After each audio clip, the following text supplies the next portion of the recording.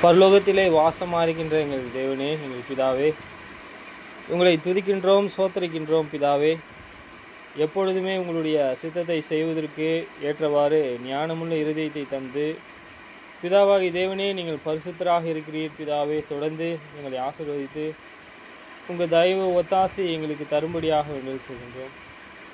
இரக்கமுள்ள எங்கள் எஜமானராக இருக்கின்றீர். பிதாவே, நீங்கள் தாமே எங்களுக்கு சுகபலனையும் ஆரோக்கியத்தையும் தந்து வழிநடத்தணும். பிதாவே, தொடர்ந்து எங்களை ஆசீர்வதியும். நாங்கள் பிதாவே இம்மைக்கு மாத்திரமல்ல, எங்கள் தேவனே, நாங்கள் எப்பொழுதுமே உங்களை துதிக்கிறதற்கு, நாங்கள் பிதாவே இன்னும் அதிகமாக உங்களை சேவிக்கிறதுக்கான ஞானத்தையும் பிதாவாகி தேவனே தொடர்ந்து உங்கள் ஊழியத்தை செய்வதற்கு உதவி செய்கிறாக. நீங்கள் பரிசுத்தராக இருக்கிறது போல நாங்களும் பரிசுத்தமாக உங்கள் கற்பனைகளை எடுத்து நாங்கள் கைக்கொள்வதற்கு உதவி செய்வீராக. இரக்கமுள்ள தேவன் தாமே எங்களை ஆசீர்வதிப்பீராக வழிநடத்தும். பிதாவாகி தேவனே, நீங்கள் பரிசுத்தராக இருக்கிறீர். பிதாவே, எப்பொழுதுமே நீங்கள் நீதி உள்ளவராக இருக்கிறீர். நாங்களும் நீதி உள்ளவர்களாக வளருவதற்கு உங்களுடைய எல்லா நியாயங்களையும் அறிந்து யோசனைகளையும் உங்களுக்காக நாங்கள் பிதாவே காத்திருக்கக்கூடியவர்களாக இருக்கிறது உதவி செய்யும். பிதாவாகி தேவனே, நீங்கள் பரிசுத்தர். நாங்கள் பிதாவே, நாங்கள் எப்பொழுதுமே பரிசுத்தமுள்ள சந்ததியாக வளர உதவி செய்யும். உங்கள் வேத வாக்கியங்களை தொடக்கத்திலிருந்து முடிவரை நாங்கள் அறிந்து கொள்ள கற்றுக்கொள்ள உதவி செய்யும். கூடி வந்திருக்கிற யாவருக்கும் சுகபலனை கூடும், ஆரோக்கியத்தை கூடும். மீண்டும் உங்கள் சித்தமானால் நாங்கள் கூடி உங்கள் வேத வாக்கியங்களை போதிக்கிறதுக்கு அறிந்து கொள்ள உதவி செய்யும். உங்கள் குமாரன் இயேசுவின் நாமத்தினாலே கேட்கின்றோம் பிதாவே.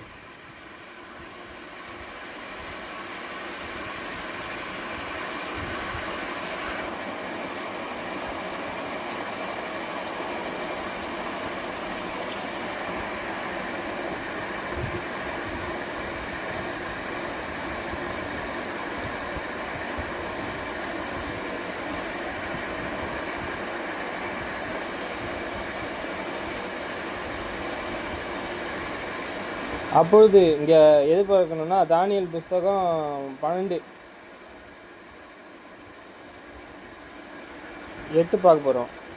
நான் அதை கேட்டும் அதன் பொருளை அறியவில்லை.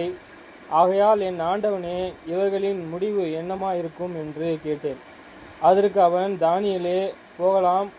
இந்த வார்த்தைகள் முடிவு மட்டும் புதை பொருளாக வைக்கப்படும், முத்திரை போட்டும் இருக்கும்.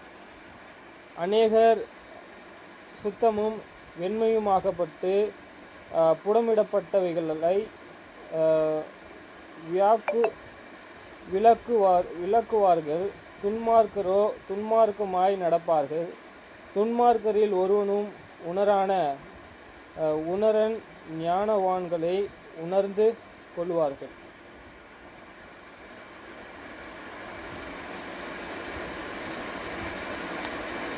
இங்கே துன்மார்க்கன் இருக்கிறான்.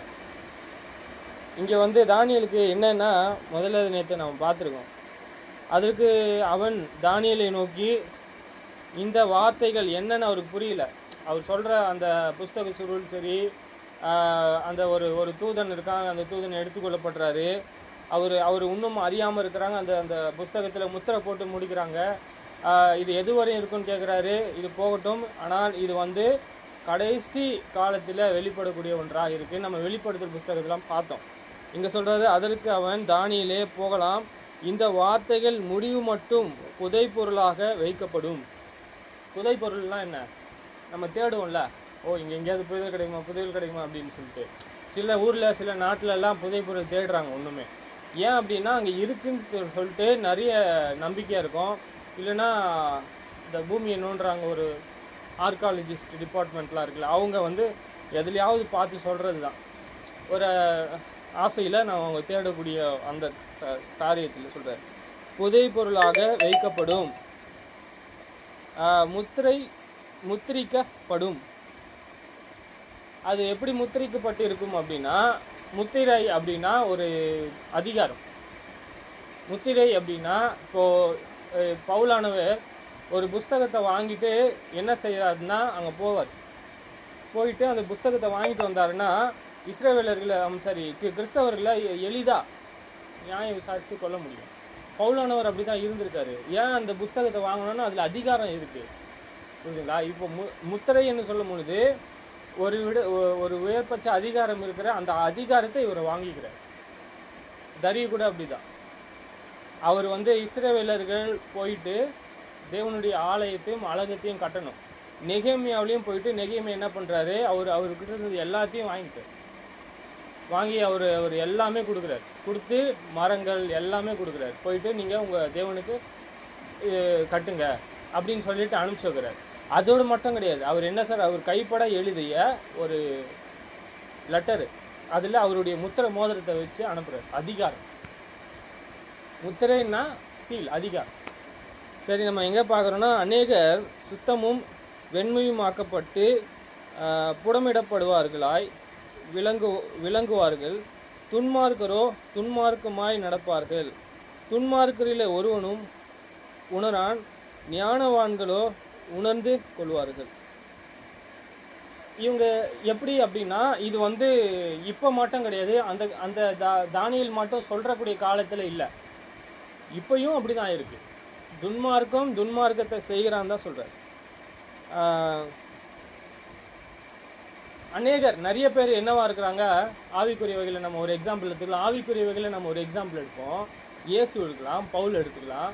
அப்போது ஆவிக்குரிய வகையில் நம்ம ஒரு எக்ஸாம்பிள் எடுக்கும்பொழுது நம்ம இப்போ பார்க்கலாம், ஆவிக்குரிய எக்ஸாம்பிள் எப்படிப்பட்டது, சுத்தமானவர்கள் எப்படிப்பட்டவர்கள்னு சொல்லிட்டு. அநேகர் சுத்தமும் வெண்மையுமாக்கப்பட்டு, நான் இயேசு ஏன் எடுக்கிறேன்னா, அவர் மாதிரி நமக்கு ஒரு எக்ஸாம்பிள் தேவையில்லை. நம்ம யார் மாதிரி இருக்கணும், நம்மளுடைய நோக்கம் என்ன, நம்மளுடைய குறிக்கோள் என்ன, இயேசு நம்மளுடைய முன்னோடினவராகிய இயேசு, நமக்கு நியமிக்கப்பட்டிருக்கிற ஓட்டம் இயேசுடையது. அதில் நம்ம அவர் எடுக்காமல் வேறு எடுத்தால் நல்லா இருக்காது. பவுலானவர் அவரை பின்பற்றுறது போல் என்னையும் பின்பற்றுன்னு சொல்லியிருக்காரு. 2 பேரையும் நம்ம எக்ஸாம்பிளாக பார்க்க போகிறோம். சரி, நம்ம இங்கே என்ன பார்க்குறோம் அப்படின்னா, நிறைய பேர் வந்து என்ன பண்ணுறாங்க, சுத்தமுள்ளவர்களாக வெண்மையும் மாக்கப்பட்டு, வெண்மைனா எதோடைய அடையாளமாக இருக்குன்னா வெண்வஸ்திரம் சொல்கிறாரு. வெண்வஸ்திரம் எதோடைய அடையாளமாக இருக்குது, அவங்களுடைய நீதி. சரி, இப்போ கூட நிறைய பேர் டாய்லராக சுற்றுறாங்க தெரியுமா. டாய்லர் அப்படின்னா அவங்களுடைய உடையெல்லாம் பார்த்தீங்கன்னா நல்லா பளிச்சுன்னு இருக்கும், வெள்ளையாக இருக்கும். கீழே பிளாக் பேண்ட்டு, மேலே ஒயிட் சட்டை. நம்ம கிறிஸ்துவ சபையில் கூட ஒயிட் சட்டை பிளாக் பேண்ட்டு காமன் ஆயிடுச்சு, அது ஒரு யூனிஃபார்ம் மாதிரி. இப்போது பெந்தகோஸ்தக்காரங்களாம் பார்த்தீங்கன்னா ஃபுல் ஒயிட்டு, ஆர்சிக்காரங்க பார்த்தீங்கன்னா அங்கி போட்டுப்பாங்க, இடுப்பில் ஒரு கயிறு மாதிரி கட்டிப்பாங்க. சரி, இப்போல்லாம் இது எதுக்காக நாம் பார்க்குறோம் அப்படின்னா, வெள்ளை அப்படின்னு சொல்லும் பொழுதே அவங்க என்ன நினச்சிக்கிறாங்க, நீதி. தப்பாக புரிஞ்சுக்கிருக்கு. பூமிக்குரிய நீதியை பற்றி அவர் பூமிக்குரிய வகையில் உடையை பற்றி சொல்லலை. சாதா உடை எதில் தேவைப்படுதுன்னா நெய்யப்பட்டிருக்கும், நூலில் நெய்யப்பட்டிருக்கும். அதில் நீதிக்கான இடமே கிடையாது. அவங்க எப்படின்னா, ஆவிக்குரிய மனுஷன் எப்படி இருக்கிறான்னா, இங்கே செய்யப்பட்ட நீதியை அங்கே அவருக்கு எப்படி காணப்படுதுன்னா வெண் வஸ்திரமாக காணப்படுது. அவன் அமனமாக இல்லை, அவன் நிர்வாணமாக கிடையாது. அவனுடைய நீதியினால் அவன் என்ன பண்ணப்பட்டிருக்கு அப்படின்னா அவனை கவர் செய்திருக்காங்க. நீதியின் வஸ்திரம், நீ வந்து நிர்வாணியாக இருக்கிற, என்னிடத்தில் வாங்கி கொள்ளுன்னு சொல்கிறார். நீ எப்படி இருக்கிறன்னு உனக்கு தெரியலன்னு சொல்கிறாரு. நம்ம அந்த இடத்துல இருந்தோன்னா நமக்கும் அப்படி தான்.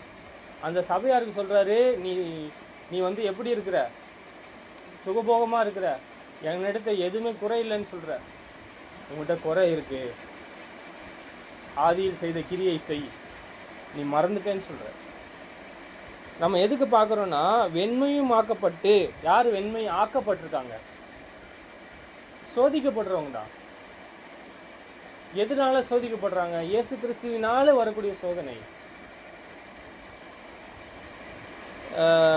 கொரிந்தியர் சொல்கிறார் இல்லையா, இது வந்து உங்களுக்குள்ளே பற்றி எரியக்கூடிய அக்னியை புதிதென்று திகழாதீங்க, இது ஆதி முதல் கொண்டு அப்படி தான் எரிஞ்சிட்டு இருக்குன்ற. உங்கள் நடுவில் இப்படி பற்றி எரியுதில்ல, இது வந்து இதை சோதனை தான் அப்படி சொல்கிறாரு. அவ்வளோ ஒரு சோதனையான ஒரு, எங்கே பார்த்தாலும் ஒரு அக்னி போலவும் நம்மளுடைய இருதயத்தில் காணப்பட்டுச்சு அப்படின்னா நம்ம சோதிக்கப்படுறோம், நம்மளுடைய இறுதியும் சீர்படுகிறதுன்னு அர்த்தம்.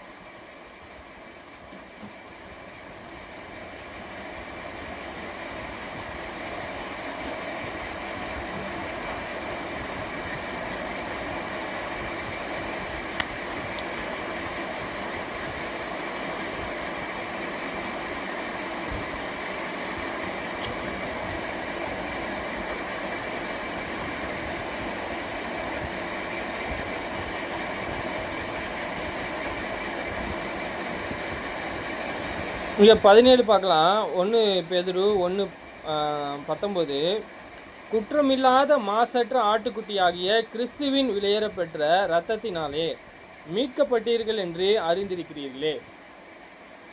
குற்றம் இல்லாதது, குற்றம் உள்ளது. ஆபேல் காயினை பற்றி உங்களுக்கு தெரியும். ஒருவர் விசேஷமான காணிக்கை தேவனுக்கிட்ட கொடுத்தார். என்னன்னா, அவர்கிட்ட இருந்த முதல் புஷ்டியான அவர் மந்தையில் முதலான நல்ல கொழுத்த ஆடுகளை எடுத்துன்னு போயிட்டு என்ன கொடுத்துட்டார்? தேவனுக்கு பலியிட்டார். யாராவது அப்படி செய்வாங்களா? நல்லா தரமாக இருக்கிறத யாருக்கு கொடுக்கணும்?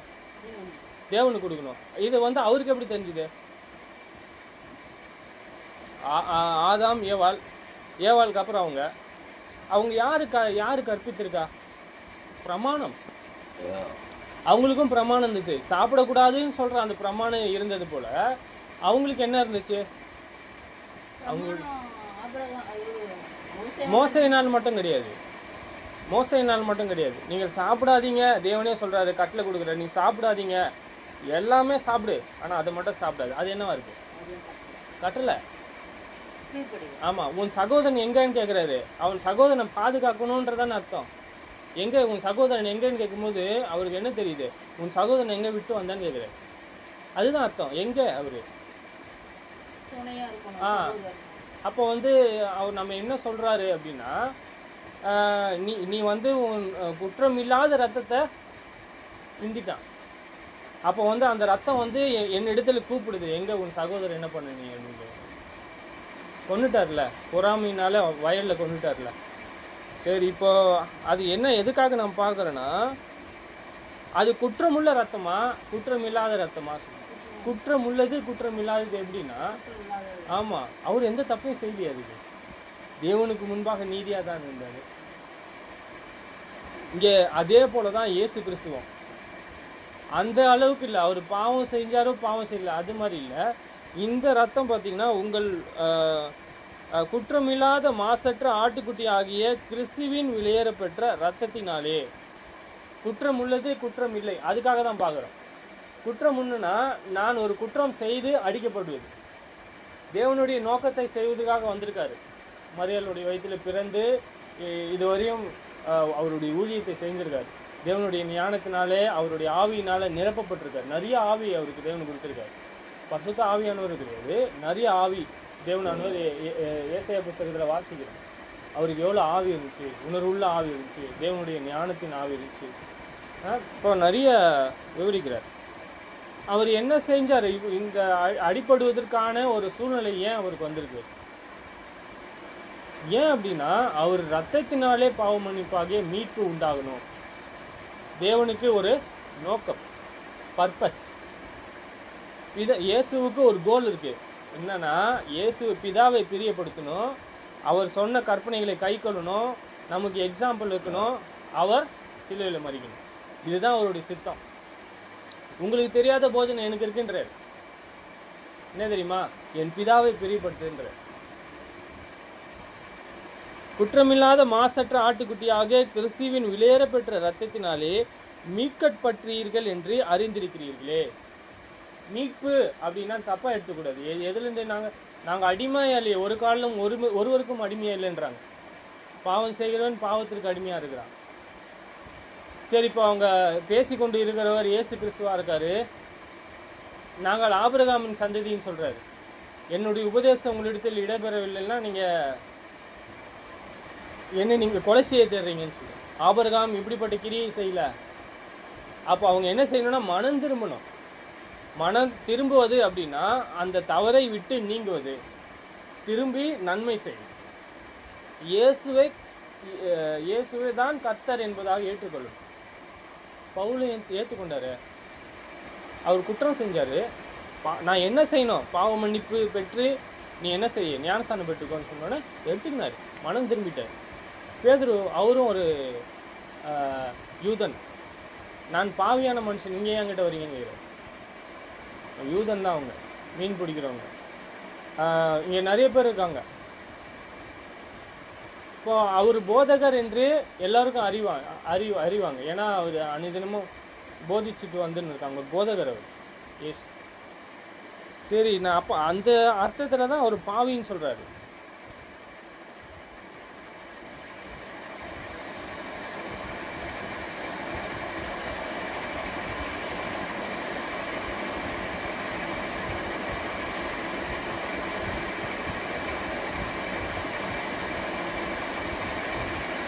இங்கே நாம் பார்க்குறோம் 20 அவர் உலக தோற்றத்திற்கு முன்னே குறிக்கப்பட்டவராய் இருந்து தமது மூலமாய் தேவன் மேல் விசுவாசமாக இருக்கிற உங்களுக்காக இந்த கடைசி காலத்திலே வெளிப்பட்டார்.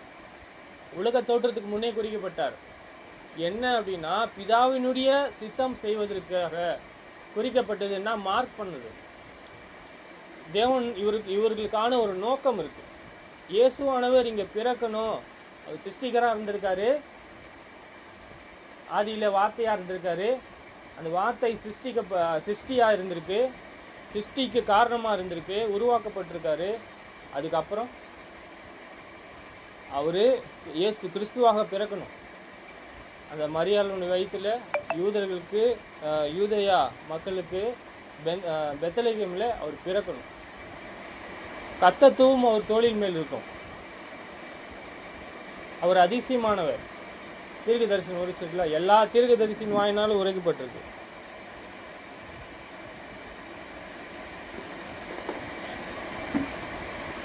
இதுதான் அந்த உலக தோற்றத்துக்கு முன்னே குறிக்கப்பட்டவராக இருந்தது. தமது மூலமாய் தேவன் மேல் விசுவாசமாய் இருக்கிற உங்களுக்காக இந்த கடைசி காலத்திலே வெளிப்பட்டார். உங்கள் விசுவாசமும் நம்பிக்கையும் தேவன் மேல் இருக்கும்படி அவரை மரித்தோரிலிருந்து எழுப்பி அவருக்காக மகிமையும் கொடுத்தார். சரி, உங்கள் விசுவாசமும் சொல்றாரு, நம்பிக்கையும் சொல்றாரு, தேவன் மேல் இருக்கும்படிக்கு. யாரு? அழைத்தவர்கள், அழைக்கப்பட்டவர்கள் யார் மேல் விசுவாசமா இருக்கணும் அப்படின்னா தேவன் மேல் இருக்கணும். அவர் என்ன கொடுத்திருக்காருன்னா மகிமை, மரித்தோரிலிருந்து எழுப்பி அவருக்கு மகிமையை கொடுத்தார். இயேசுவானவர் மரித்தார், 3ஆம் நாளில் உயிர்த்தெழுந்தார். நான் விசுவாசிக்கிறேன். என்னுடைய நம்பிக்கை என்னன்னா என்னையும் ஒரு நாள் உயிர்த்தெழுந்து என் தேவனை இயேசுவோடு நான் இருப்பேன். எனக்கு நான் முடிவு பரிந்தும் நான் ஜெயம் கொண்டேனானால், முடிவு பரிந்தும் என் ஓட்டத்தை ஓடி நான் ஜெயம் கொண்டேனானால் நானும் ஜாதிகள் மேல் அதிகாரம் பெற்றுக்கொள்வேன். அது என் நம்பிக்கை. சரி, ஆகையால் நீங்கள் மாயமற்ற சகோதர சிநேகமுள்ளவர்களாகும்படி ஆவியிலே சத்தியத்திற்கு கீழ்ப்படிந்து உங்கள் ஆத்துமாக்களை சுத்தமாக்கி கொண்டவர்களாய் இருக்கும்படி சுத்த இருதயத்தோடு ஒருவருக்கொருவர் ஊக்கமாய் அன்பு கூறுங்கள். அழிவுள்ள வித்தினாலே அல்ல, என்றென்றைக்கும் நிற்கிறதும் ஜீவனுள்ளுமான தேவ வசனமாகிய அழிவில்லாத வித்தினாலே மறுபடியும் ஜெனிப்பிக்கப்பட்டீர்களே. நம்ம அழிவுள்ள வித்துனால நம்ம என்ன செய்யலை. வித்து அப்படின்னா மூளை. அது இதனால தான் நாம் ஒன்றிலிருந்து நம்ம என்ன செய்யப்பட்டிருக்கோம், காக்கப்பட்டிருக்கோம். புரியுதுங்களா? இங்கே வித்து அப்படின்னு சொல்லும்பொழுது தேவ வசனம், தேவனுடைய வார்த்தை. ஆகையால் நீங்கள் மாயமற்ற சகோதர சிநேகம் உள்ளவர்களாகும்படி சத்தியத்திற்கு கீழ்ப்படிந்து. மாயமற்ற சகோதர சிநேகம்னா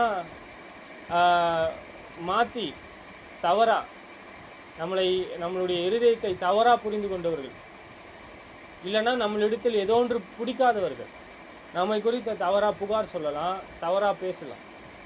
சரி, அவங்க மாயமற்றவர்களாக இருக்கிறாங்க. நமக்கு முன்னாடி கூட நம்ம என்ன செய்வாங்கன்னா பேசுவாங்க, நல்லா பேசுவாங்க. ஆவியிலேயே சத்தியத்திற்கு கீழ்ப்படிந்து. ஆவியில் எப்படிங்க கீழ்ப்படியிருக்கு?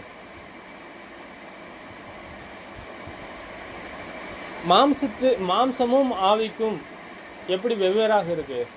ஆவின்றது நீதியுள்ள நடக்கையை தான் குறிக்கப்படுது. மாம்சன்றது துன்மார்க்கத்தை தான் குறிக்கப்படுது, பாவத்தை தான் குறிக்குது. சரி, இப்போ நம்ம புரிஞ்சுக்கணும். இங்கே சுத்தமாக்கி கொண்டவர்களாக இருக்கும்படியால் சுத்த இருதயத்தோடு ஒருவருக்கு ஒருவர் ஊக்கமாய் அன்பு கூறுங்கள். சுத்தமான இருதயம் எப்போ கிடைக்கும்? மாசு இல்லாத எப்போ கிடைக்கும்? அழுக்கு இல்லாதது எப்போ கிடைக்கும்? சரி, நம் கொடுக்கப்பட்ட பிரமாணத்தின் நோக்கமானது என்ன? சுத்தமான இருதயம். அதில் பிறக்கக்கூடிய அன்பு. கற்பனையின் பொருள் என்ன? கற்பனை எதுக்காக கொடுக்கப்பட்டுச்சு? சுத்தமுள்ள இருதயத்துக்கு தான். அது எப்படி செய்யப்படணும் அப்படின்னா, அழிவுள்ள வித்தினாலே அல்ல, அழிஞ்சு போகிற மனுஷனுடைய சுய ஞானத்துக்காக அல்ல, சுய யோசனைக்காக அல்ல. நான் ஒரு யோசனையை வைத்து நான் உங்களுக்கு வேறு பாடம் எடுக்கக்கூடாது. என்னுடைய யோசனை ஆவிக்குரிய வகையிலே உங்களை கட்டுவிக்கணும். ஆவிக்குரிய வகையிலே ஒருவருக்கு ஒருவர் போதித்து புத்தி சொல்லணும். உங்களுக்கு ஒரு வாய்ப்பு கிடைக்கும்போது என்னை கண்டித்து கொள்ளணும். என்னுடைய கிரியைகளை நீங்கள் சொல்லணும். நான் என்ன ஆகும் அப்படின்னா, என்னுடைய இருதயத்தில் அது அப்படி இருந்ததுனால் மாறும். அதுவும் எப்படி சொல்லணும், அழிவுள்ள வித்தினாலே அல்ல. இல்லாத விஷயத்த இருக்கிறது போல் நம்ம உருவாக்கக்கூடாது. அது கூட நீங்கள் சொல்கிறார் அழிவில்லாத வித்தினாலே அல்ல.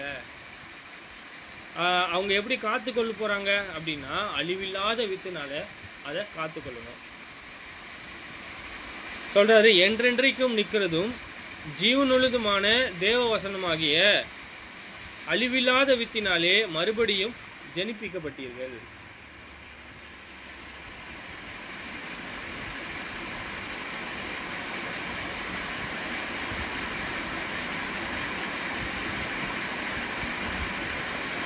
பிதாவுக்கு ஒரு சித்தம் இருக்கு. இந்த சித்தம் தான் நம்ம அவருடைய வேத வாக்கியங்களாலே நாம் ஜனிப்பிக்கப்பட வேண்டும் என்று பிதாவுக்கு சித்தம் இருக்கிறது. நம்ம முன்னாடி பார்த்தது போல நம்ம சுத்தமுள்ள இருதயமும் மாயமற்ற சகோதர சிநேகமும், ஓகேங்களா, இப்படிலாம் நம்ம இருக்கணும்னு சொல்லிட்டு, இது யாருடைய சித்தம்? பிதாவினுடைய சித்தம். எங்க பார்க்குறோம்?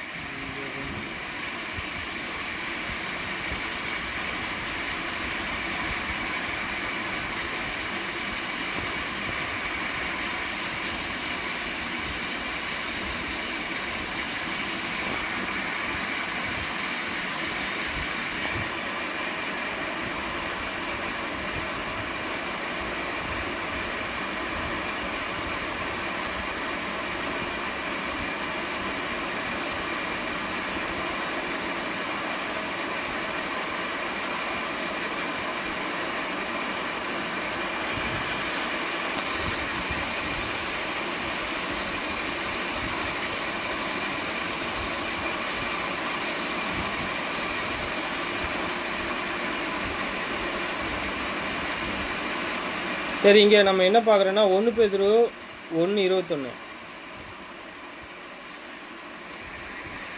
உங்கள் விசுவாசமும் நம்பிக்கையும் யார் மேலே இருக்கணும் அப்படின்னு நம்ம பார்த்துட்டோம். தேவன் மேலே, அவர் மேலே தான் இருக்கணும். வேறு எது மேலேயும் சாயமானால் அந்த இருதயம் என்ன செய்யப்படுதுன்னா கெடுக்கப்படும், வஞ்சிக்கப்படும். நாம் தொடர்ந்து நம்ம வஞ்சிக்கப்படுவதற்கு ஏதுவாக இருப்போம் அப்படின்னா, நம்மளுடைய உறுதியானது இந்த உலகத்தின் மேல் இருக்கிறது. நம்ம உறுதியானது இந்த உலகமானதல்ல, மேலான ஒரு நோக்கம் இருக்கணும். கொலோசியர் புஸ்தகம் 3:1 சொல்ற, வாசிக்கலாமா?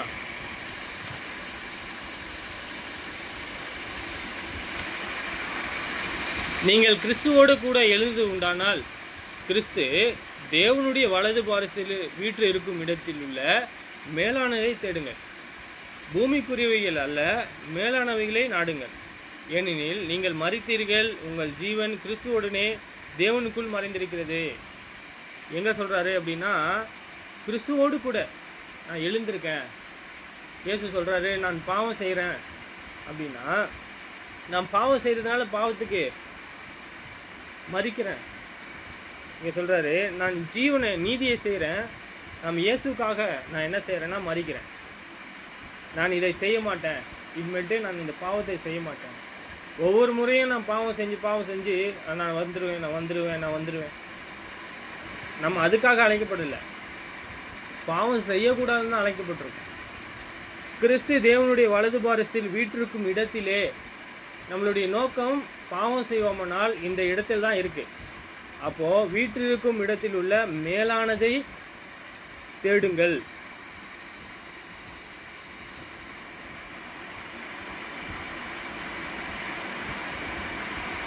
சரி, தொடர்ந்து இயேசுவானவருடைய நீதிகளை சரியாமல் தொடர்ந்து அவருடைய சித்தத்திற்கு விரோதமாக இருக்காங்கல்ல, அவர்களை குறித்து தேவனானவருக்கு ஒரு தீர்மானம் இருக்கு. சங்கீத புஸ்தகம் 111, கர்த்தர் என் ஆண்டவரை நோக்கி, நான் உம்முடைய சத்துருக்களை உமக்கு பாதபடியாக்கி போடும் வரைக்கும் நீர் என்னுடைய வலது பாரசத்தில் உட்காரும் என்றார். அவருக்கு ஒரு தீர்மானம். இயேசு கிறிஸ்துக்குள்ள இருந்தானா நீதியை மாத்திரம் செய்வானா, தேவனுக்கு எனக்கு ஒரு தீர்மானம் இருக்கு. ரோமர் புஸ்தகத்தில் சொல்றாரு, அவருடைய குமாரனுடைய சாயலாக நானும் வளரேன். சரி, நம்ம தொடர்ந்து பிதா மேலே நாம் என்ன இருக்கணும் அப்படின்னா, இயேசு கிறிஸ்துவ மூலமாக பிதாவை நாம் சோத்தரிக்கணும். இயேசு கிறிஸ்துவ மூலமாக பிதாவின் இடத்தில் நம்பிக்கை உள்ளவர்களாக இருக்கணும். அந்த நம்பிக்கை நம்மளுடைய ஆத்துமாவை பரிசுத்தமாக்கக்கூடியதாக. ஏன் அப்படின்னா, நான் தேவனுக்காக பிரித்தெடுக்கப்பட்டவனாக இருக்கிறேன். ரோமர்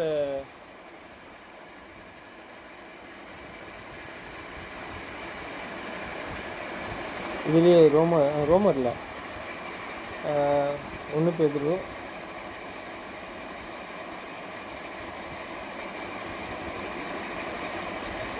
பிலிப்பியர் 3ஆம் அதிகாரம் நினைக்கிறேன்.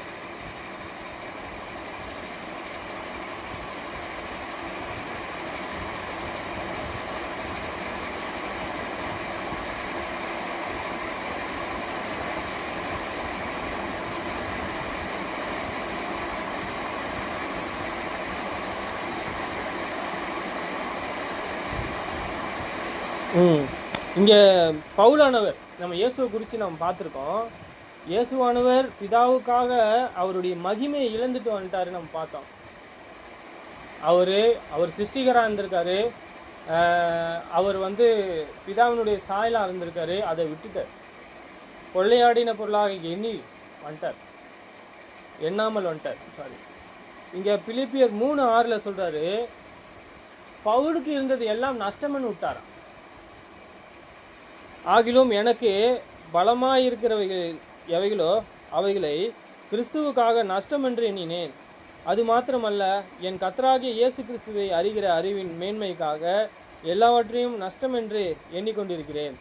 நான் கிறிஸ்துவை ஆதாயப்படுத்தி கொள்ளும்படிக்கு நியாயப்பிரமாணத்தினால் வருகிற சுயநீதியை உடையவனாய் இராமல் கிறிஸ்துவை பற்றும் விசுவாசத்தினாலே வருகிறதும் விசுவாசமுமாய் தேவனேல் உண்டாயிருக்கிறதுமான நீதியை உடையவர்களாயிருந்து கிறிஸ்துவுக்குள் இருக்கிறவர் என்று படிக்கும்.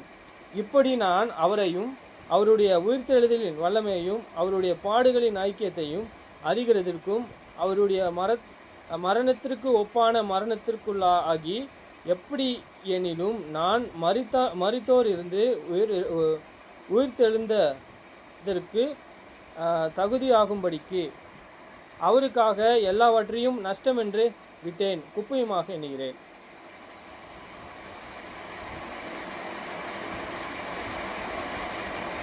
நமக்கு தெரியும் அவர் யார், பவுலானவர் எப்படிப்பட்டவராக இருந்தார். அவர் ஒரு கொலை செய்வதற்கான ஒரு அதிகாரமே அவர்கிட்ட இருந்திருக்கு. இருந்தாலும் அவர் என்ன செஞ்சார், அது ஒரு வைராக்கியத்தினால செஞ்சிட்டார். பழைய ஏற்பாட்டுடைய மோசையினுடைய அது மேலே இருந்த ஒரு வைராக்கியம். சரி, இப்போ அவங்களுக்கு தேவனுடைய வார்த்தையை பழிக்கிறாங்க அப்படின்னா, பழைய பாட்டில் என்னென்னா கல்லெறிஞ்சு கொண்டுருவாங்க, புறம்பாக்கிடுவாங்க. தேவனுடைய வார்த்தையை சொன்ன உடனே அது நடக்கலை அப்படின்னா அந்த தீர்க்கதரிசி செத்துருவான். அங்கேயே எத்தனை வருஷம் ஆனாலும் அதை காத்திருந்து அந்த தீர்க்கதரிசி கொண்டுடுவான். அந்த மாதிரி பழைய பாட்டு பிரமாணம் ரொம்ப கடுமையாக இருந்துச்சு. இங்கே சொல்கிறாரு, அவர் மேன்மையாக இருந்துட்டான். அவருக்கு சேவகர்களாக இருந்திருக்காங்க. அவர் படித்தது கமாலியனுடைய பாதத்துக்கு அருகில் படிச்சிருக்காரு. கமாலியன், ரைட்? அது மாத்திரமல்ல, என் கர்த்தராகிய கிறிஸ்து இயேசுவை அறிகிற அறிவின் மேன்மைக்காக எல்லாவற்றையும் நஷ்டமாக எண்ணிக்கொண்டிருக்கிறேன். அவர்கிட்ட இருக்கு, ஆனால் அவர் என்ன செய்யலை, அவர் அது பெருமையாக இல்லை. தேவனானவர் அவர் கொடுத்துருக்காரு. எதை நோக்கி பவுலானவர் போறாரு அப்படின்னா, incoming call from Ananda.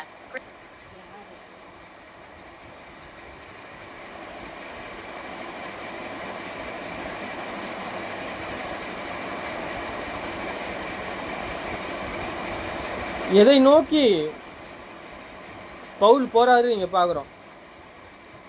இயேசு கிறிஸ்துவை அறிகிற அறிவின் மேன்மைக்காக. இயேசு கிறிஸ்துவை நான் எப்படி அறிந்திருக்கிறேன்? கர்த்தர் அவர் உயர்பட்ச அதிகாரம் உள்ளவர். அவருக்கு ஒரு சிங்காசனம் இருக்குது. அவர் பிதாவினுடைய வலது பாரிசத்தில் இருக்கிறார். அவர் மூலமாகத்தான் நாம் பிதாவை தொழுது கொள்ள முடியும். அவர் மூலமாகத்தான் சகல சத்தியம் வந்தது. அவர் அடிச்சுவிடால் தான் நாம் என்ன செய்யப்படுறோம்? நாம் அவரை விசுவாசிக்கும் பொழுது நமக்குள் ஜீவன் உண்டு. அவர் தான் அந்த ஜீவன். அவர் வார்த்தை தான் சத்தியம். அவருடைய வேத வாக்கியங்களை நாம் அனுதினமும் என்ன செய்யணும்? படிக்கணும், தியானிக்கணும். அந்த அறிவின் மேன்மைக்காக. இது மட்டும் கிடையாது, சகல சத்தியமும் அவர் கிறிஸ்துவானவர் கொடுத்துருக்கார். அந்த அறிவின் மேன்மைக்காக அவருக்கு உண்டான லாபம் எல்லாமே விட்டார். வேணாம், அவர் வேலை செய்யலை, அவர் சம்பாதிக்கலை, அவர் என்ன செய்யலை, அங்கே வேலை செஞ்சு அவர் கையினாலே வேலை செஞ்சு தான் ஊழியமே செஞ்சுருக்கார். அவர் குடிசை செஞ்சுருக்கார். அவர் குடிசை போடுவாங்க இல்லையா, அந்த வேலையை செஞ்சு தான் அவர் சாப்பிட்ருக்கார்.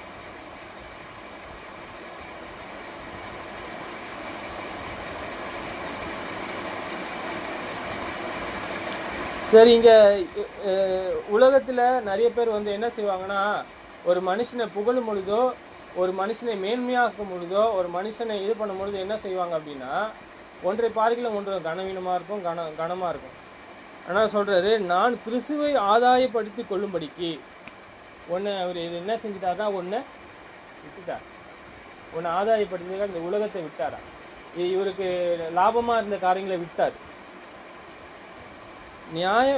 நியாயப்பிரமாணத்தினால் வருகிற சுயநீதியை, சுயமான ஒரு நீதி, மோசையினால் வரக்கூடிய சுயநீதியை உடையவனாயிராமல் கிறிஸ்துவை பற்றும் விசுவாசத்திலே வருகிறதும் விசுவாசம் மூலமாய் தேவன் மேல் உண்டாயிருக்கிறதுமான நீதியை உடையவனாயிருந்து கிறிஸ்துவுக்குள் இருக்கிறவர் என்று காணப்படும் படிக்கும். நான் கிறிஸ்துவுக்குள் இருக்கிறேன். எது காணப்படும் தெரியுமா? எது? நான் கிறிஸ்துவ ஆவிக்குரிய வகை மனுஷன், ஆவிக்குரிய வகையில் இருக்கிறான். நான் பதிலுக்கு பதில் செய்வேனா நான் ஆவிக்குரியவனா? நீ என்னை ஒரு அடி தான் அடித்த, நான் உன்னை நிறைய அடி அடிச்சிட்டேன் அப்படின்னா நான் ஆவிக்குரியவனா? சரி இருக்கட்டும். நான் எப்பவுமே நம்ம எதை செய்தாலும் குற்றப்படுத்தக்கூடியவனாக இருந்தோன்னா ஆவிக்குரியவனா? ஆவிக்குரியவன் எல்லாவற்றையும் நிதானிக்கிறான். இயேசு கிறிஸ்துவனுடைய இருதயத்தில்.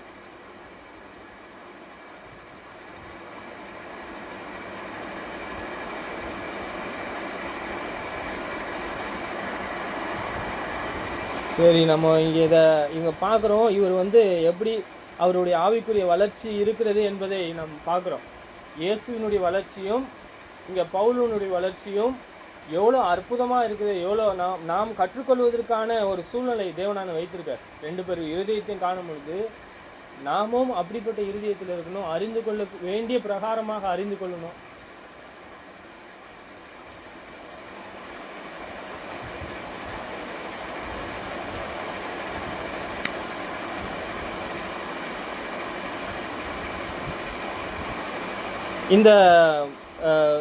இந்த உலகத்தில் ஒரு பெரிய ஒரு என்னென்னா ஒரு காரியத்தை பற்றி பேசுவாங்க.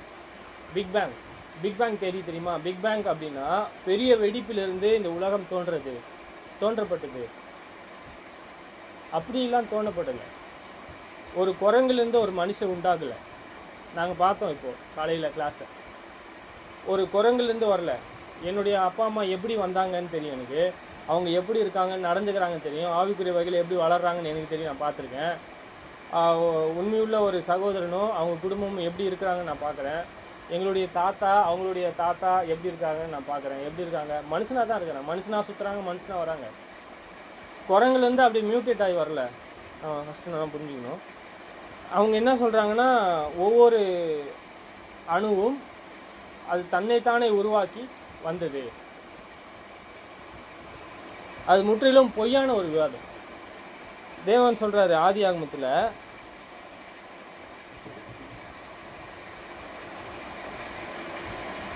ஆதியிலே தேவன் வானத்தையும் பூமியும் சிருஷ்டித்தார். பூமியானது ஒழுங்கின்மையும் வெறுமையுமாக இருந்தது. ஆழத்தின் மேல் இருள் இருந்தது. தேவ ஆவியானவர் ஜலத்தின் மேல் அசைவாடி கொண்டிருந்தார். சொல்கிறாரு. நம்ம பார்த்துருக்கோம் சங்கீத புஸ்தகத்தில் எல்லாமே நம்ம வாசிச்சிருக்கோம். என்னென்னா இது மிகப்பெரிய ஒரு ஞானத்திலிருந்து வந்தது அப்படின்னு நம்ம பார்க்குறோம். எந்த ஞானம்னா, வானங்கள் ஞானமாய் உண்டாக்கினவரை துதியுங்கள், அவர் கிருபை என்றும் உள்ளது. இந்த வானமும் அதில் உள்ள யாவையும், காலையில் சூரியனை படைச்சிருக்காரு, அது இந்த வானத்தை ஆளுகிறது. புரியுதுங்களா? அது பெரிய சுடர்ன்னு சொல்கிறாரு. ராத்திரி சின்ன சுடர் வருது, நிலா, அதையும் உண்டாக்கியிருக்காரு. சரி, நம்ம எதற்காக பார்க்குறோன்னா, இதெல்லாம் யார் மூலமாய் உண்டாக்கப்பட்டது அப்படின்னா, சகலமும் அவர் மூலமாய் உண்டாக்கப்பட்டது, உண்டானது ஒன்றும் அவராலே அல்லாமல் உண்டாகவில்லை. நம்ம என்ன பார்க்குறோம்? எபிரேயர் புஸ்தகத்தில் பார்க்குறோம், வானங்கள் தேவனுடைய மகிமையினால் உண்டாக்கப்பட்டது. சரி, இந்த பிக் பேங் தியரி என்ன சொல்லுது அப்படின்னா, ஒவ்வொரு அணுக்களும் தானாகவே வந்தது. பார்க்குறீங்களா? சின்ன குழந்தை எப்படி வளர்ந்து கொண்டு இருக்கு, அதே மாதிரி மனுஷனும் மியூட்டேட் ஆகிட்டான். அப்படி இல்லை, மனுஷனுடைய ரத்த அணு பார்த்தீங்கன்னா 125 டேஸ் தான் இருக்கும். வெள்ளை அணுவும் அதோட கொஞ்சம் 15 நாள், 15 டேஸ். நம்மளுடைய செல் இருக்குல்ல, ஒவ்வொரு செல்லும் ஒவ்வொரு காலகட்டத்தில் அது இறந்து புதுப்பிக்கும், இறந்து வரும். அந்த லைஃப் தான் இருக்குமே தவிர, அது உடம்புலேருந்து வெளியே வந்தால் அதுக்கு ஒரு ஜீவனே கிடையாது. இதில் எத்தனை வகையான செல்கள் இருக்குது, உடம்புல எத்தனை வகையான செல்கள் இருக்குது, அது ஒன்றோடு ஒன்று இருந்தால் தான் அது ஜீவனாகவே இருக்கும். அப்போ இவங்க சொல்கிறாங்கல்ல பிக் பேங் தேரி, இந்த தேரி எவால்யூஷன், இந்த தேரி எல்லாமே எதை குறிக்கிறது அப்படின்னா, முற்றிலும் ஞானமற்றதாக இருக்குது. தேவன் என்று மகிமைப்படுத்தாதவர்களாக இருக்கிறாங்க. தங்களே வீணாக அவங்க என்ன செய்கிறாங்களா, வீணாக செய்கிறாங்க, ஞானம் இல்லாமல் இருக்கிறாங்கன்னு சொல்கிறார் தேவன். ஃபஸ்ட்டு இந்த செல்லுடைய அமைப்பும் எத்தனை வகையான செல் இருக்குன்னு நம்ம பார்ப்போம்.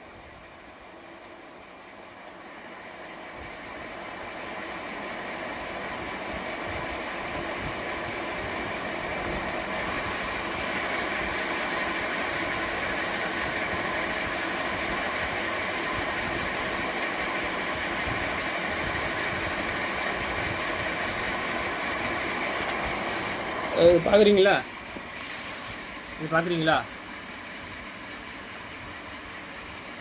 இதுதான் ரெட் பிளட் செல். இது நம்ம ரத்தம் இப்படி தான் இருக்கும். அது டிப்த்து, அது இதோட ஃபங்க்ஷன் பாருங்கள். Transport to oxygen from the lungs to the tissues, lake nuclear to be increasing the space of the haemoglobin.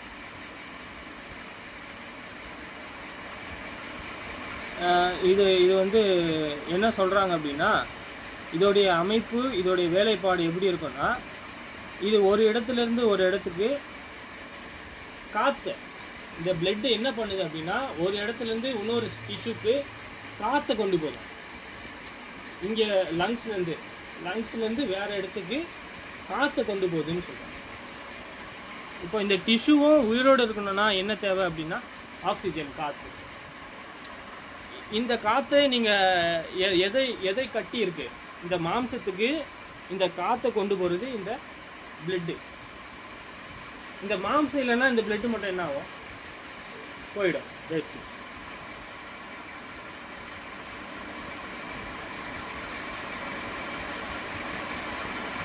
இது வந்து ஓவராம் செல்ஸ்ன்னு சொல்லிட்டு ஒரு செல்ஸ் இருக்கு.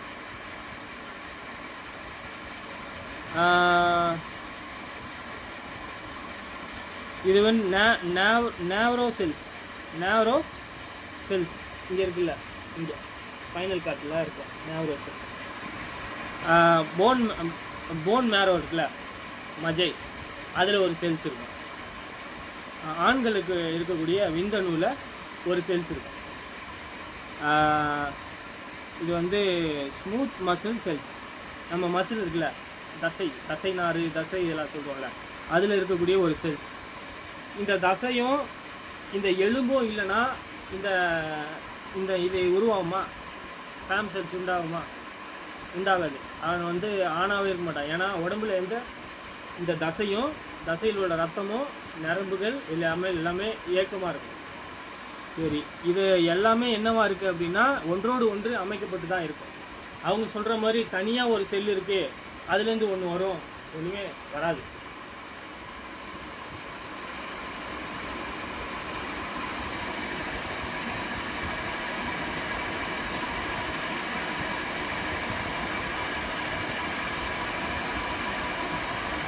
இங்கே 7 செல் இருக்குது, 7 வகையான செல்கள். அந்த செல்லுகளும் ஒவ்வொன்று ஒன்றாக இருந்தால் மட்டும்தான் உயிருள்ளதாக இருக்கும். இல்லைன்னா என்ன ஆகும்? செத்துடும், அது இருக்காது. ரத்தம் கூட 125 டேஸுக்கு அப்புறம் காற்றா மாறிடும். அதோடைய பணியானது ஒரு ஜீவனை உண்டாக்குறது இல்லை. இந்த ஜீவனுக்கு தேவையான, இந்த சரீரத்துக்கு தேவையான உயிர் அதுக்குள்ளே இருக்குது. அதோடைய பணி என்ன அப்படின்னா உடம்புக்கு எல்லாமே காற்று கொண்டு போகிறது தான் அதோட பணி.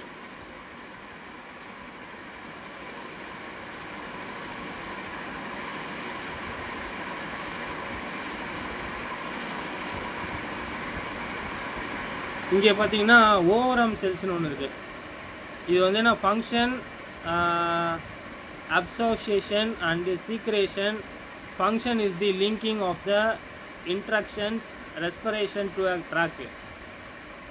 ரெஸ்பிரேஷன் ட்ராக் இருக்கு இல்லையா, மூச்சு குழாய், அதில் கூட சில என்ன இருக்கா, செல்ஸ் இருக்கா. இதெல்லாம் என்ன நமக்கு சொல்லுதுன்னா, தேவன் உண்டாக்காமல், தேவன் இவ்வளோ நேர்த்தியாக மனிதனை உண்டாக்காமல் அவனுக்கு என்ன இல்லை அப்படின்னா தனித்தனியாக ஒரு ஜீவன் உண்டாகாது. ஒரு மொத்த உடம்பும் இயக்கமாக இருந்தால் மட்டும்தான் ஒரு செல்லு கூட உயிரோடு இருக்கும். அந்த செல்லு கூட உயிரோடு இல்லை அப்படின்னா ஒன்றும் பண்ண முடியாது, மற்ற இதிலெல்லாம் செத்து போயிடும். புரிஞ்சுதா? அப்போது தேவனுடைய சிருஷ்டிப்பு எப்படிப்பட்டதுன்னா ஞானமாக உண்டாக்கப்பட்டது. இந்த பிக் பேங் தியரிலாம் முற்றிலுமான பொய். சரி, நமக்கு ஒரு என்ன இருக்குது அப்படின்னா நித்தியமான ஒரு நோக்கம் உண்டு.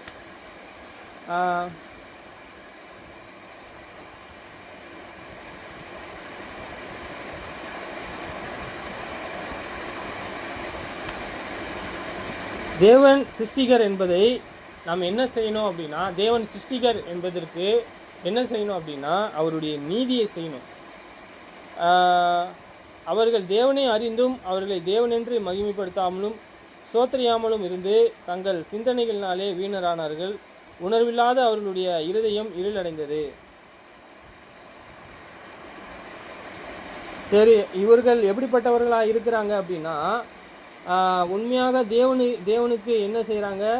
தேவனை பொய்யாக மாற்றுறாங்க. அவர் வார்த்தையை மதிக்கிறதில்ல. தேவன் அவர் மட்டும்தான் தேவன் என்பதை தொழுது கொள்ளாமல் இருக்கிறாங்க. அப்போது நான் என்ன செய்யணும்? அவருக்கு மகிமையையும் அவருக்கு சேர வேண்டிய கனத்தையும் அவருடைய தெய்வீக சுபாவங்களையும் இயேசு கிறிஸ்துவனுடைய அடிச்சூட்டையும் பின்பற்றணும்.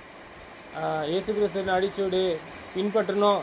இது கடினமான உபதேசம், யார் இதை பின் செல்வார் அப்படின்னு சொல்லிட்டு போனாங்கல்ல, அந்த மாதிரி இருக்கக்கூடாது. நம்ம என்ன செய்யணும்னா அவருடைய வார்த்தையை கை கொண்டு, அவர் கற்பனைகளை கை கொண்டு கீழ்ப்படி.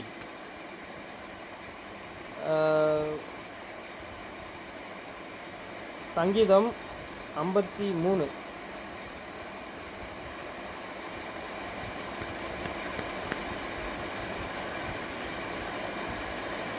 இவங்கெல்லாம் யாருன்னு சொல்கிறாரு தேவன். இவங்கெல்லாம் யார்? தேவனை மதிக்காமையும் அவருடைய வார்த்தையை கேட்காமையும் இருக்கிறாங்க இல்லையா. நான் தேவனை நேசிக்கிறேன், என்ன சொல்லணும், கர்த்தரை நான் நேசிக்கிறேன் அப்படின்னா அவருக்கு கற்பனை கைக்கொள்ளும். அவர் கற்பனையை கைக்கொள்ளணும்னா சொல்கிறாரு, இனி எவ்விரத்தாரோ நான் உன்னை அறியல. கர்த்தாவே உங்கள் நாமத்தினாலே நான் தீர்க்க தரிசனம் உரித்தமே நடந்திருக்கு. கர்த்தாவே உங்கள் நாமத்தினாலே பிசாசுகள் ஓடிச்சு சொல்கிறாரு. அவருடைய நாமத்தினால் வல்லமை அது. அவர்களுக்கு அதிகாரம் அப்படி கொடுக்கப்பட்டது. அந்த அதிகாரத்தினால அவங்க பரலோகம் போகிறதில்ல. அவருடைய கற்பனையினால தான் என்ன இருக்குது? மீட்பு. அந்த கற்பனையின் பொருள் என்ன அப்படின்னா சுத்தமான இருதயம், அதில் பிறக்கக்கூடிய அன்பில் நிறைய பாகம் இருக்குது. அதிலெல்லாம் நம்ம வளர வேண்டியது இருக்குது. தேவன் இல்லை என்று மதிக்கெட்டவன் தன் இருதயத்திலே சொல்லிக் கொள்கிறான். அவர்கள் தங்களை கெடுத்து அருவருப்பான அக்கிரமங்களை செய்து வருகிறார்கள். நன்மை செய்கிறவன் ஒருவரும் இல்லை. தேவன் தேடுகிற உணர்வுள்ளவன் உண்டோ என்று பார்க்க தேவன் பரலோகத்திலிருந்து மனுபுத்திரர்களை கண்ணோக்கிறார்.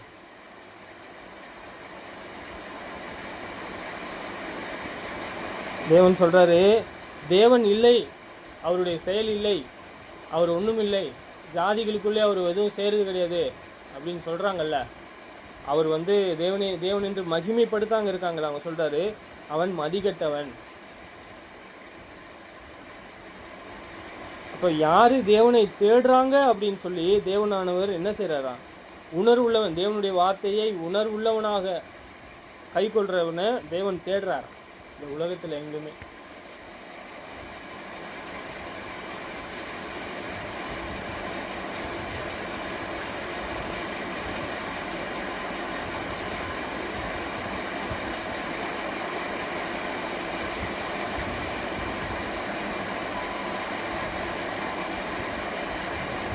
இங்கே சொல்கிறாரு, தேவனுக்கு பயந்து அவர் நீதியை கைக்கொள்றவன் அக்கிரமக்காரனா? தேவனுக்கு பயந்து அவருடைய கற்பனைகளை கை கொண்டு அவரை தேடுறவன் அக்கிரமக்காரனா? Yes or no? நீதிமான். ஓகே. இங்கே சொல்கிறாரு, அக்கிரமக்காரருக்கு அறிவில்லை. அப்போ நீதியை செய்யாதவங்க என்ன? அக்கிரமக்காரர். அவங்களுக்கு அறிவு கிடையாது. அப்பத்தை பட்சிக்கிறது போல என் ஜனங்களை பட்சிக்கிறார்கள், அவர்கள் தேவனை தொழுது கொள்கிறதில்லை. உனக்கு விரோதமாய் பாளையம் இறங்கினவருடைய எலும்புகளை தேவன் சிதற பண்ணும்படியால் பயமில்லாத இடத்திலே மிகவும் பயந்தார்கள். தேவன் அவர்களை வெறுத்தபடியால் நீ அவர்களை வெட்கப்படுத்தினாய். சில காரியங்கள் தேவன் இல்லை என்று சொல்லி சில காரியங்களை செஞ்சுருக்காங்க. அவருக்கு பயமே இல்லை, தேவன் ஒருவர் இருக்கிறாரு, இந்த மனுஷன் நமக்கு என்ன செய்வான் அப்படின்னு பார்த்து நிறைய காரியம் செஞ்சுருக்காங்க, பாவம் செஞ்சுருக்காங்க. தேவன் ஒருத்தர் இருக்கார்ல. உனக்கு விரோதமாய் பாளையம் இறங்கின அவருடைய எலும்புகளை தேவன் சிதற பண்ணபடியால். யார் இங்கே பண்ணியிருக்காது சிதற? தேவன். அவரு தான், மனுஷன் கிடையாது. இந்த ஒன்றுமே இல்லாத மனுஷங்கிட்ட என்ன இருக்கும் சொல்லுங்கள்? பெரிய அதிகாரமே வச்சுருக்காங்க, பெரிய படம் இருக்குது அவங்ககிட்ட. பாருங்க, பயம் இல்லாத இடத்திலே மிகவும் பயந்தார்கள். பயமே இல்லை. தேவன் நம்மளோடு இருந்தால் தாவீது மாதிரி தேவனுடைய நாமத்தினால் வர்ற இந்த இஸ்ரவேலுடைய ஜனத்தை பரலோகத்தின் தேவனை நிந்திக்கிறான் அப்படின்னு சொல்லிட்டு ஒன்றுமே இல்லை, சின்ன கல் தான் விட்டார், அது எங்கேயோ போய் அவர் நெத்தியில் போட்டு சேர்த்துட்டார்.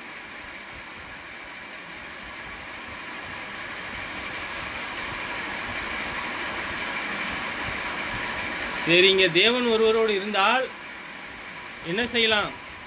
நாம் என்ன செய்யலாம் என்றால், நாம் நீதி உள்ளவர்களாக நடப்பதற்கு தேவனானவர்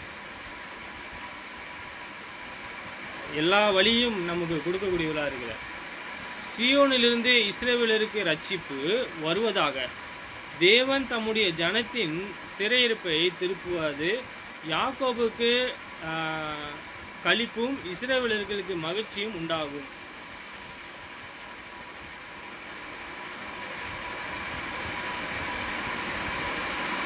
இங்கே நம்ம பார்க்குறோம், தாவீது தொடர்ந்து சங்கீதத்தை எழுதுறாரு.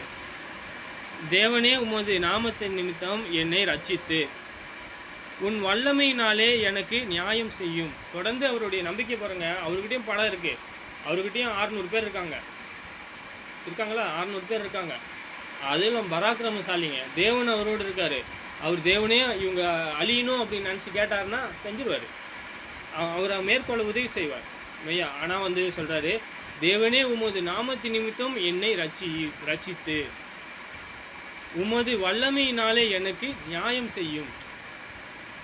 தொடர்ந்து அவர் அநியாயம் செய்கிறவங்க மத்தியில் அவர் இருக்கிறாரு. இருந்தாலும் அவருடைய நம்பிக்கை என்னவா இருக்குது அப்படின்னா, பிதா மேலே, தேவன் மேலே இருக்கு. தொடர்ந்து அவர் மேலே தான் இருக்கு.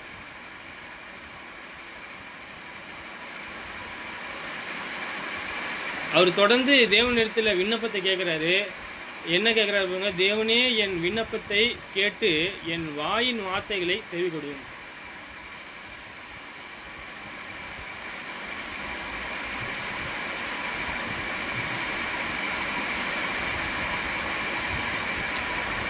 இன்னும் ஒரே ஒரு அதிகாரத்துக்கு பின்பு தேவனானவர் அவருக்கு செவி கொடுக்குறார். அவருடைய விண்ணப்பத்தின் சத்தத்துக்கு செவி கொடுக்குறார். ஒரே ஒரு அதிகாரம். அந்நியர் எனக்கு விரோதமாய் எழும்புகிறார்கள், கொடியர் என் பிராணனை வாங்க தேடுகிறார்கள், தேவனே தங்களுக்கு முன்பாக நிறுத்தி நோக்கி இருக்கிறார்கள். 4 ஒரு அதிகாரம் தானே, இல்லை முடிச்சுட்ட பேர் பாருங்க. இதோ தேவன் எனக்கு சகாயர், ஆண்டவர் என் ஆத்துமாவை ஆதரிக்கிறவரோடு இருக்கிறார். அவருடைய இருதயம் எப்படி மாறிடுச்சு பாருங்க. விண்ணப்பத்தை வச்சாரு, இப்படி இருக்கிறேன்னு சொல்றாரு.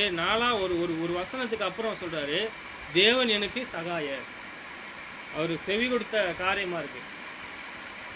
ஆண்டவர் என் ஆத்துமாவை ஆதரிக்கிறவருடைய இருக்கிறார்.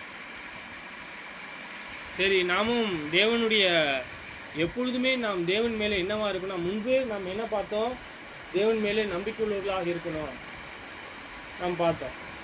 அதே போல் தொடர்ந்து பழைய ஏற்பாட்டில் கூட தாவீதானவர்கிட்ட கற்றுக்கிறோம், இயேசுவின் இடத்துல கற்றுக்கிறோம், பவுலானிடத்தை கற்றுருக்கோம். நம்ம என்ன கற்றுருக்கணும்? நம்மளுடைய நம்பிக்கை மனுஷன் மேலே இருக்கக்கூடாது. தொடர்ந்து எல்லோர் மேலேயும் நாம் அன்பு கூற வேண்டும். நம்ம என்ன பண்ணணும்? சகோதர சிநேகம் இருக்கணும். நம்ம எல்லோர் மேலும் அன்பு காட்டணும். நம்ம எல்லார் மேலும் அன்பு காட்டணும். இங்கே நம்மளுடைய நம்பிக்கை யார் மேலேனா பரலோகத்தின் தேவன் மேலே. தொடர்ந்து தானியேல் புஸ்தகத்தெல்லாம் இருக்கும். ஒரு அதிகாரத்தை கூட இன்னும் தாண்டல, ஒரே ஒரு வசனத்தை கூட தாண்டல. நம்ம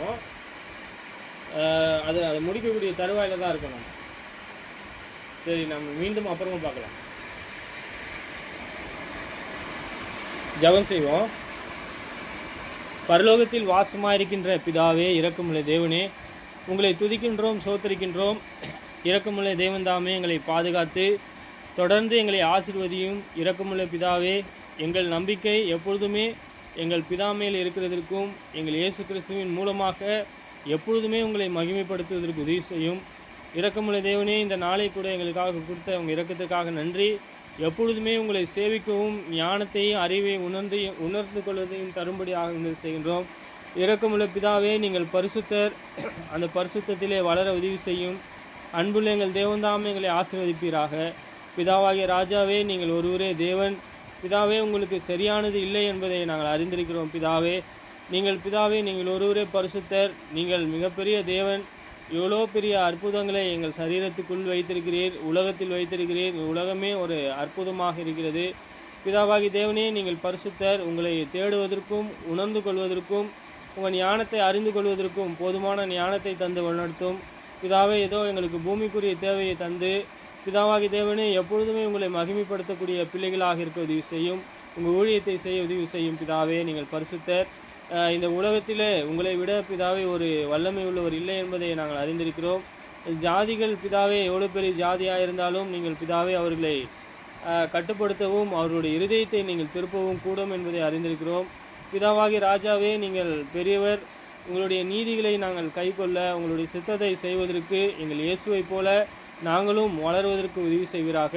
உங்களுடைய இருதயத்தை நாங்கள் இயேசு கிறிஸ்துவின் மூலமாக அறிந்து கொள்கிறோம். பிதாவே, கூடி வந்திருக்கிற ஒவ்வொருவருக்கும் உங்களுடைய ஞானத்தையும் அறிவையும் சுகபலனையும் தந்து வழிநடத்தும். பிதாவே, ஒவ்வொருக்கும் சுகபலவீனம் இருக்குமானால் அதை எடுத்து போட்டு சுகபலனை தந்து உங்களுடைய நீதியையும் நியாயத்தையும் கொடுக்கும்படியாக உதவி செய்கின்றோம். பிதாவே, உங்கள் சித்தமானால் எங்களை பாதுகாத்து பிதாவே, பொல்லாங்கு நெய்யும் அக்னி அஸ்தகங்களை எல்லாம் அவிழ்த்து போட உதவி செய்யும்.